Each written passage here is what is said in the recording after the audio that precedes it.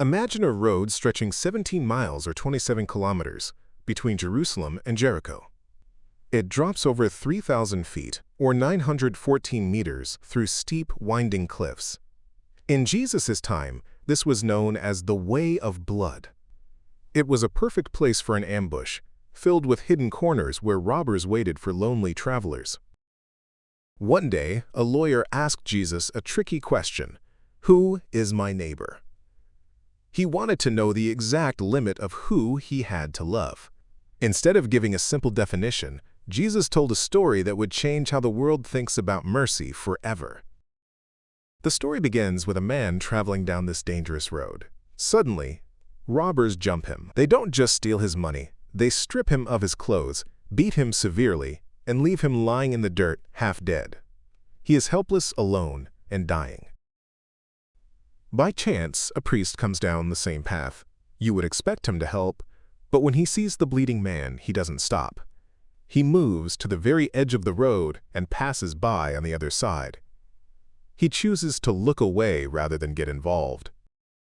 A moment later, a Levite, another religious official, arrives. He also sees the man lying there. He might have even walked up close to assess the situation, but like the priest, he decides his own safety or schedule is more important. He too crosses the road and leaves the man to die. Then comes the twist. A Samaritan traveler appears. To Jesus' audience, Samaritans were despised enemies. But when this outsider sees the man, he doesn't see an enemy. He is moved with deep compassion. While the others looked away, he looks intently at the need in front of him.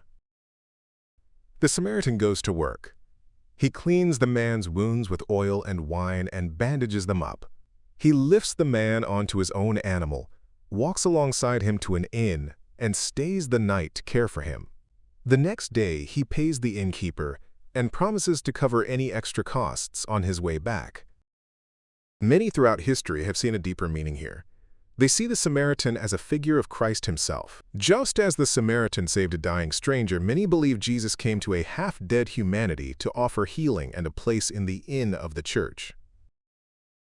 At the end of the story, Jesus asks the lawyer which of these three was a neighbor.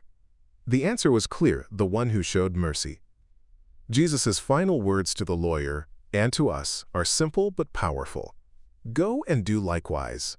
Subscribe for more parables of Jesus.